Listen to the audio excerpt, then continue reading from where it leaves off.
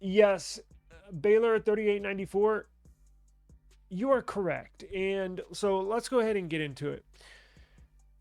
I'm going to pull this article up. Good article on Sammy fans. The Galaxy S26 Ultra display issues get Samsung's attention. A fix is rolling out soon. So, all this talk, all these claims that the display sucks on the S26 Ultra have caught Samsung's attention. And they apparently are going to make an attempt to fix whatever the issue is. So, officially, an S26 Ultra owner submitted a bug report through official means. In recent development, the user Anthony Hershko received an update from Samsung promising that fixes and improvements for the S26 display issues are coming soon. So there was a moderator in the Samsung Threads website of the US community acknowledged the problems. A Samsung employee with the S26 Ultra display. That response also signaled that an investigation is being conducted. An investigation. So, why didn't they look into this before the device was released? I think everybody at Samsung probably was blown away by the privacy shade, by the privacy display, that they just overlooked everything else. So let's talk about this. So Baylor 3894 says the display looks really good to me. I don't know what everybody else is seeing. I'm going to give you my personal opinion, and then we'll move into kind of the sentiment of the community. So I don't have an issue with the display. I just don't. Like, is it nice? Yes. Is it a AMOLED, nice beautiful colors? Yes. However, when I use my S25 Ultra, I was just on it yesterday and this morning. There is a difference. There is a difference. I think the display on here is better. I'm just going to be honest. I think it's better. Now, that doesn't mean that the display, that does not mean that the display on the S26 Ultra is trash. It doesn't mean. They can both still have phenomenal displays. It's possible. It's just the S26 Ultra is not quite as good as the S25 Ultra. Now, that's probably because of the way the construction of this new privacy display was built. There is a difference. Now, I don't know if Baylor 3894, I don't know if you have an S25 Ultra. A lot of people that have an S25 Ultra did not upgrade to the S26 Ultra. A lot of upgrades to this S26 Ultra are from people that have an S24 Ultra or S23 Ultra, S22. A ton of people I saw upgraded that have an S22 and under, meaning an S22, S21, S20, and even Note 20. Samsung was giving enormous trade-in deals for Note 20 Ultras. I mean, they were giving you like quadruple the amount of what you could sell that Note 20 Ultra for on Facebook Marketplace or Swappa. So it was basically a no-brainer. But if the S25 Ultras, if you're sticking with the S25 Ultra, you really wouldn't know the difference, right? Of the display. So upgrading from a 3 or 4 year old phone to the S26 Ultra, wow, yeah, that display looks probably better than a Note 20 Ultra or S21, S22. But and you're gonna be like, wow, it's a nice display. Yeah, but if you have an S25 Ultra and you go up to the S26 Ultra, look, and honestly, I can't really put my finger on it. I can't tell you exactly what looks different. I can kind of say, well, it has the colors might not be as vibrant as the S25 Ultra. The sharpness may not be as sharp as the S25 Ultra. Now, that's for a reason. Like, we have an explanation for that. It's because of the way they've they've manufactured the pixels on the actual display, right? Remember, they have to have regular pixels with cone pixels. The cone pixels are used for the privacy display, where it emits the colors upward, kind of like in a cone, like if you shine a flashlight at night up into the sky. It's only going to shine upwards, where the regular pixels shine outwards. So it kind of messes with the display. But that's the only thing I can think of. Now, some people say the colors aren't accurate. I think the colors are pretty accurate. And look, everybody's going to be different.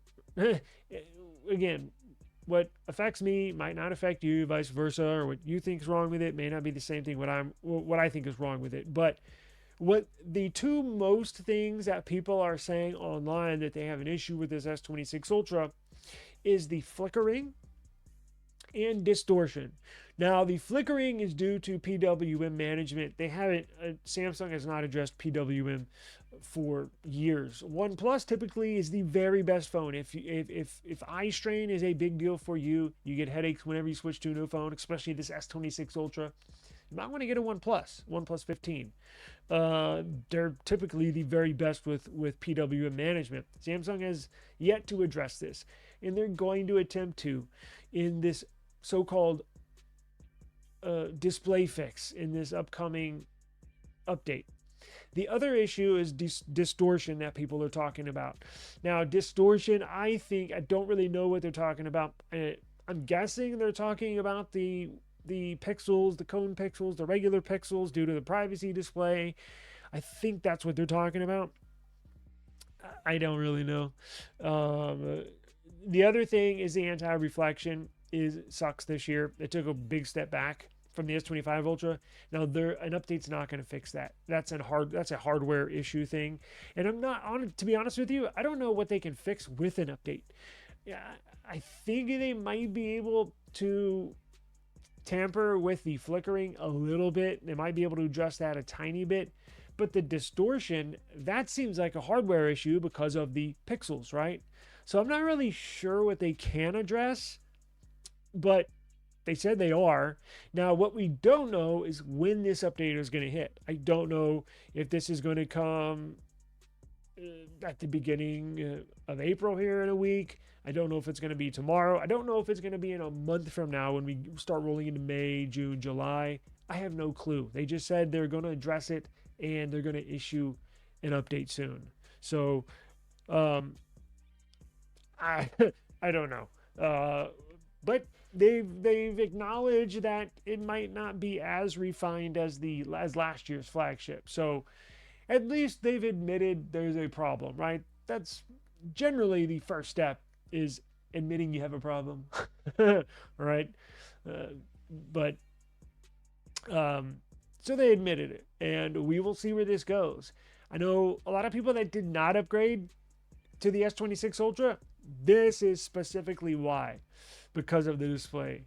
Again, I'm going to put it out there. I don't necessarily have an issue with it. I'm lucky. I don't have eye strain. It doesn't give me headaches. I use my phone all the time, right? I use it for business and YouTube. And I've made the switch to the S26 Ultra. I think this is my second week now with my main SIM in here. So, I mean, it doesn't bother me. And I think it's a good display. But if I had a choice, the perfect phone, I would do away with the privacy display. I don't use it. I don't need it. And I would put the S25 Ultra display on the S26 Ultra. I want that anti-reflection. And I think it's slightly more vivid colors. Slightly. I may try and do a video about it to show you a comparison between the two after this is done. But I think it's something you have to see with the naked eye. And again, y'all are probably going to call me crazy, right? Some will and some won't. It's one of those things where it's like, you may think there's no difference and I may see a little difference. Everybody's going to be a little bit different, but in my personal opinion, I don't have a problem with the S26 Ultra. However, I think the S25 Ultra has a little better display. Yeah, I know. Is Samsung just saying that to ease of everybody's, outrage a little bit? Maybe.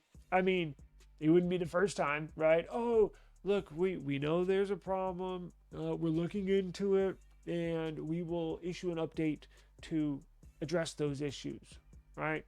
And then you get the, it may be all placebo effect, right? Like, oh, this is the update that fixes the display. Let me hear it, download it. You reboot it, and you're like, yeah, I think it improved it. Samsung's over there like, not Samsung. Every company does that to some extent, right? I mean, that's nothing new. Will it fix it? Will it not? I have no clue. And yeah, and again, I don't know if they look, to be honest with you, where is it? Where are the issues that they said here that they were going to address? Flickering and distortion, right here. Let me highlight it. Flickering and distortion were going to be attempted to be fixed. And again, honestly, I think you can, with the flickering, I think that may be slightly adjustable. Maybe, right? The display gets power. You can kind of tweak it possibly.